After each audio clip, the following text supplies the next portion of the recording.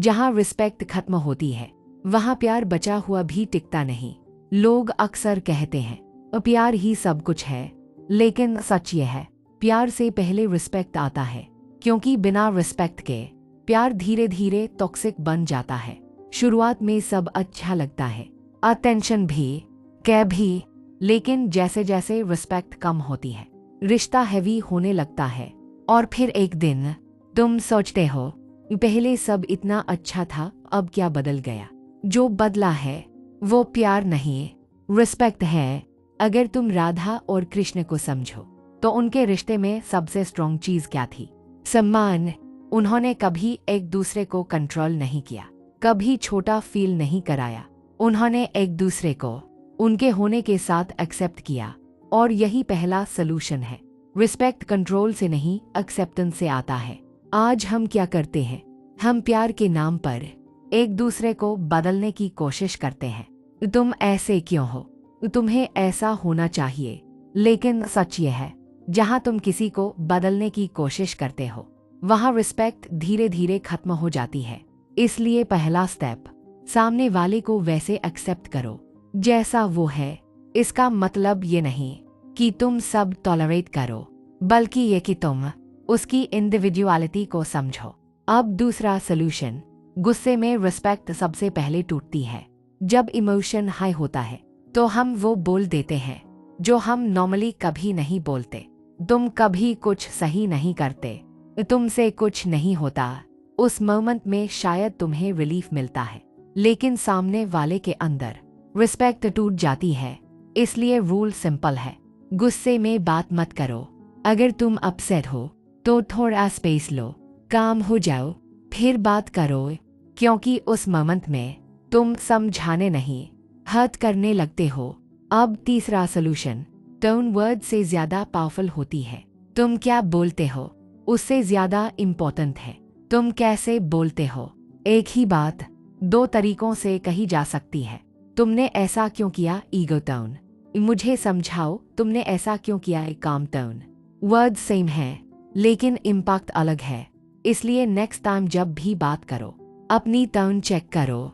अब चौथा solution, public respect बराबर प्राइवेट ट्रस्ट।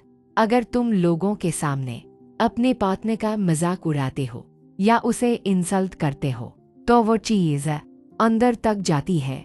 तुम्हें लग सकता है ये तो मजाक था, लेकिन सामने वाले के लिए वो रिस्पेक्ट का इश्यू बन जाता है। इसलिए याद रखो, अगर तुम किसी को सच में रिस्पेक्ट करते हो तो वो तुम्हारे बिहेवियर में दिखेगा। अब पांचवा सॉल्यूशन, सुनना भी रिस्पेक्ट है।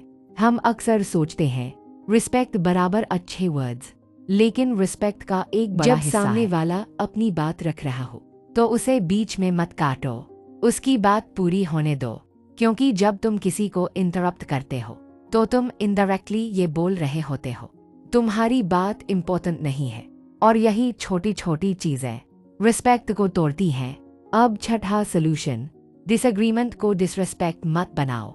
हर रिश्ता परफेक्ट नहीं होता, डिफरेंसेस होंगे, लेकिन डिफरेंस का मतलब ये नहीं कि तुम डिसरिस्पेक्ट करो। तुम डिसएग्री कर सकते हो, लेकिन रिस्पेक्ट के साथ। अब सबसे इम्पोर्टेंट बात, सेल्फ रिस्पेक्ट बराबर रिलेशनशिप रिस्पेक्ट। अगर तुम खुद को रिस्पेक्ट नहीं करते तो सामने वाला भी नहीं करेगा। अगर तुम हर बार इग्नोर कर रहे हो जो तुम्हें हर्ट करता है तो तुम खुद अपनी रिस्पेक्ट कम कर रहे हो। इसलिए बाउंड्रीज जरूरी है। क्लियर बोलो, ये मुझे हर्ट करता है, ये मुझे एक्सेप्टेबल नहीं है। क्योंकि जहाँ बाउंड्रीज नहीं होती वहाँ रिस्पेक्ट नहीं टिकती। अब आखिरी सवाल, क्या मैं इस रिश्ते में खुद को रिस्पेक्ट कर रहा हूँ या सिर्फ सामने वाले को?